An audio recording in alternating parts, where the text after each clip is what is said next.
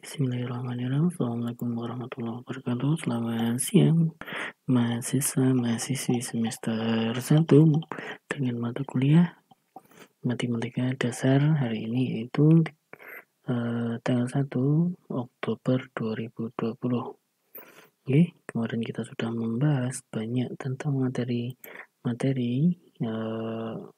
awal dari Matematika Dasar, yaitu bentuk akar, pangkat, dan logaritma. Kemarin kita sudah membahas tentang bentuk pangkatnya seperti apa, dan sekarang kita akan membahas tentang bentuk akarnya, di mana kita langsung saja masuk ke materi. Kita tidak akan lama-lama.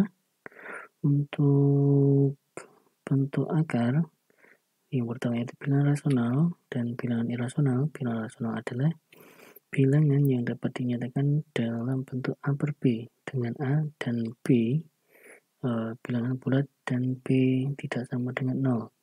Bilangan rasional dapat diberikan menjadi dua macam. Yang pertama yaitu negatif 3, negatif 1, 0, dan 6. Bilangan pecahan seperti negatif 3 per 2, negatif 1 seperempat, 2 per 1, 2 setengah, 3 per 4, dan seterusnya.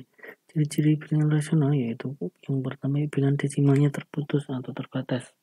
Semisalnya seperempat yaitu 0,25, dan 3 per 2 yaitu 1,5. Bilangan desimalnya tidak terputus atau terbatas tetapi berulang. Misal 1/6 sama dengan 0,1666666 dan seterusnya, dan 1/9 yaitu 0,111 dan seterusnya. Bilangan yang tidak dapat dinyatakan dalam bentuk A per B, A dan B bilangan bulat dan B tidak sama dengan 0 disebut bilangan irasional. Contohnya yaitu tunjukkan bahwa 0,4 dapat diubah ke bentuk pecahan biasa. Dengan jawab kita misalkan X sama dengan 0,444.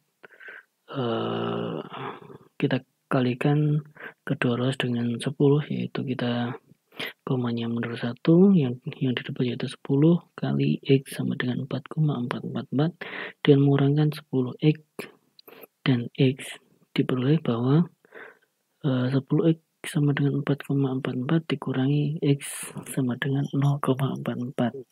Itu menghasilkan 9X sama dengan 4, X sama dengan 4 per 9.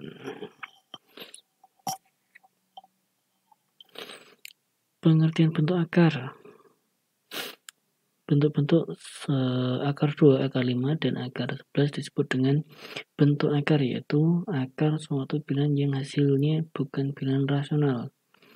Bentuk akar termasuk bilangan irasional. Adapun untuk akar 4, akar 25, dan akar 100 bukan bentuk akar karena kita dapat menentukan bilangan rasionalnya. Untuk nilai tersebut yaitu akar 4 sama dengan 2, akar 25 sama dengan 5, dan akar 10 yaitu 10. Operasi aljabar pada bentuk akar. Konsepnya, bentuk akar pada bilangan yang dioperasikan harus sama jika A, C anggota bilangan real dan B lebih besar sama dengan 0. Berlaku A sebagai berikut. Akar A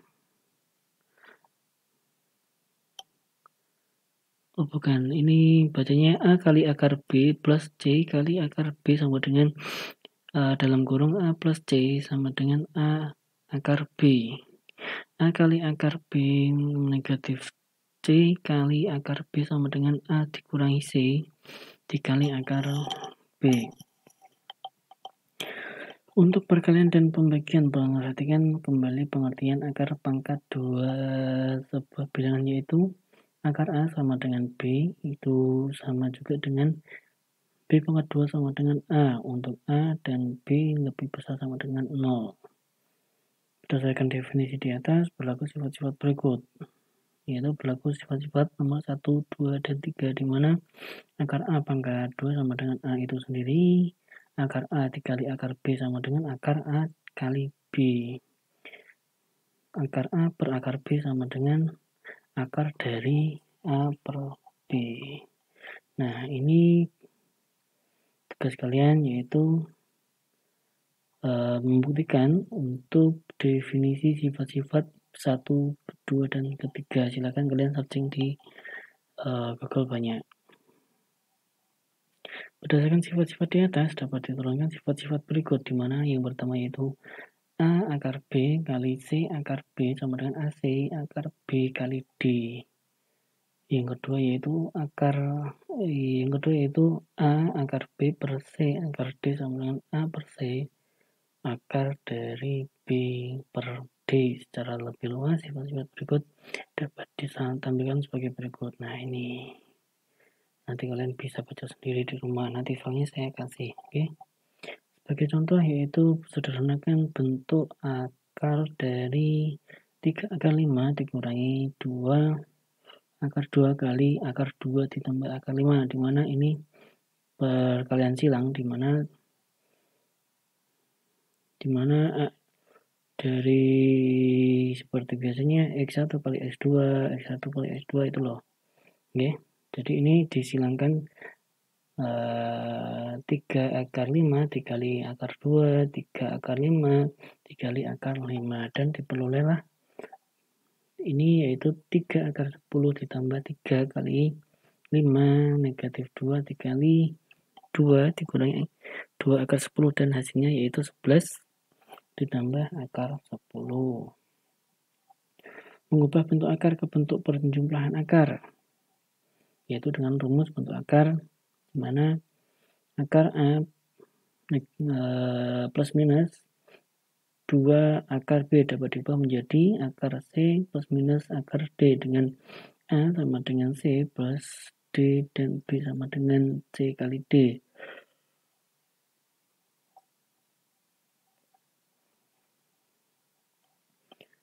Khusus untuk bentuk A, negatif 2 akar B dapat diubah menjadi akar C dikurangi akar D dengan syarat C lebih besar dari D.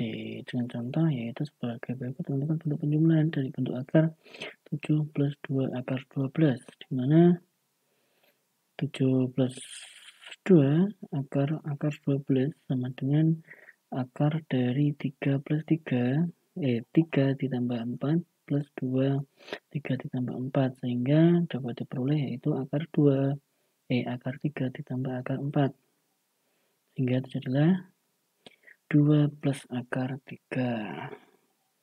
Selanjutnya yaitu merasionalkan penyebut, di mana penyebut pecahan dapat dirasakan dengan pedoman berikut. Pecahan penyebut akar B dikalikan dengan akar B per akar B.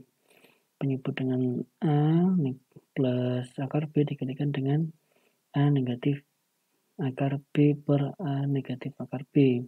Pecahan penyebut A negatif B dikalikan dengan sekalannya. Seperti itu. Contohnya yaitu sederhanakan pecahan dari 3 plus 2 akar 2 per 3 negatif 2 akar 2. Nah, ini dengan melaksanakan penyebutnya. Nah, dari sini kita bisa melihat kalau pembentukan akar ini kita bisa menggunakan dikalikan dengan cara sekawannya, yaitu sekawannya dari akar 3 dikurangi 2 akar 2, yaitu kita boleh ini akar 1 per 3 per negatif 2 akar 2 dan menjadi ini, dan dapatlah diperoleh dengan 3 plus 2 akar 2. Nah, ini kalian baca untuk caranya, nanti ada tugas. Insyaallah saya kasih tugasnya. Nanti saya buatkan formnya, sudah jadi untuk semester 3 dan 5 sudah tak buatkan, untuk semester 1-nya belum. Nanti menyusul untuk prasyarat UTS, ya. Dan biasanya UTS-nya itu berlangsung bulan November ataupun Desember. Ini kan sudah pertemuan ke-4. Berarti 4, 5, 6. Ke-7 biasanya UTS nanti. Yang selanjutnya itu pangkat pecahan. Secara umum, pangkat pecahan dapat didefinisikan sebagai berikut. Untuk A lebih besar sama dengan 0 dan M, N bilangan bulat bukan 0. Berlaku akar pangkat N, akar pangkat N, A pangkat M sama dengan A pangkat M per N. Operasi-operasi yang berlaku pada pangkat bulat juga berlaku pada pangkat pecahan. Dimana sederhanakan ini. Ini contohnya. Dari 64X pangkat 6 per Y negatif 6 pangkat 2 per 3 dan hasilnya ini. Nanti kalian baca sendiri. Untuk caranya ini hanya melatih untuk kalian teliti pada intinya untuk matematika itu. Contoh kedua yaitu ini. Nah, nanti saya buatkan untuk contohnya yang sama, nanti coba kalian kerjakan. Nanti saya buatkan formnya ya. Oh, ternyata sudah habis. Ya, nanti saya akan share tugasnya lewat grup WA. Bisa saya tulis tangan, nanti bisa dikumpulkan di Google Form. Ya. Mungkin itu saja untuk pembahasan saya hari ini, sedikit demi sedikit nggak apa-apa. Yang penting kalian sudah paham untuk maksud saya untuk belajar secara mandiri. Kami sebagai dosen hanya berupaya untuk memaksimalkan penyampaian materi dari kami, kurikulum dari kami, agar kalian tetap belajar walaupun tetap di rumah. Ya. Terima kasih atas perhatiannya. Saya tutup. Assalamualaikum warahmatullahi wabarakatuh.